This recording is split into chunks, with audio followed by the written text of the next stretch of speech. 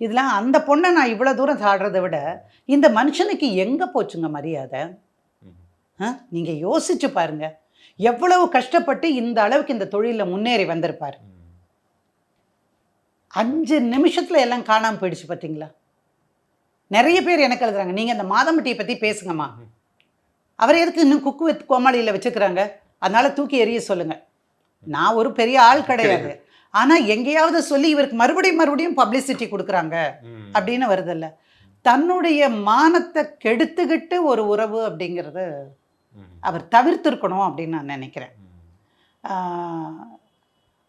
நீங்கள் சொன்ன மாதிரி நிறைய பேர் அங்கே ஒன்று வச்சுக்கிறாங்க இங்கே ஒன்று வச்சுக்கிறாங்கங்கிறதெல்லாம் உண்மை தான். மெட்ராஸ் வந்துறதுக்கு தங்கிறதுக்கு இங்கே, அடுத்த கல்யாணம் சிங்கப்பூரில் நடக்குதாமா, அங்கே தங்கிறதுக்கு அங்கே ஒன்று வச்சுக்க சொல்லலாம். அப்புறம் அது இல்லை ரஷ்யாவில் யாராவது கூப்பிட்டுருக்காங்கன்னா அங்கே கூட போய் புத்தின் கிட்ட பேசி இல்லை அப்படி பண்ணுறது தவறு, ஆயில் எல்லாம் கொடுக்கணும். இல்லை அப்படி பண்ணுறது தவறு தானே. அப்போ மாதம்பட்டி ரங்கராஜுக்கு எதிராக தானே நம்ம எல்லாம் பேசணும். ஒரு இன்னைக்கு அவங்க கம்ப்ளைண்ட்ல இது தனிப்பட்ட விஷயமா பார்க்காதீங்க, ஒரு பெண்ணா பாதிக்கப்பட்ட பெண் என் கூட நீங்க சப்போர்ட் பண்ணுங்கன்னு கேட்குறாங்கல்ல. அப்போ அந்த இடத்துல நம்ம ஜாய் கிரிசல்டா பக்கம் நிற்கிறதா? ஜாய் கிட்டையும் நிற்க முடியாது, ரங்கராஜ் கிட்டையும் நிற்க முடியாது. நாம 2 பேரும் நிற்கணும்னு நினைச்சா ஸ்ருதிக்காக மட்டும்தான் நிற்க முடியும்.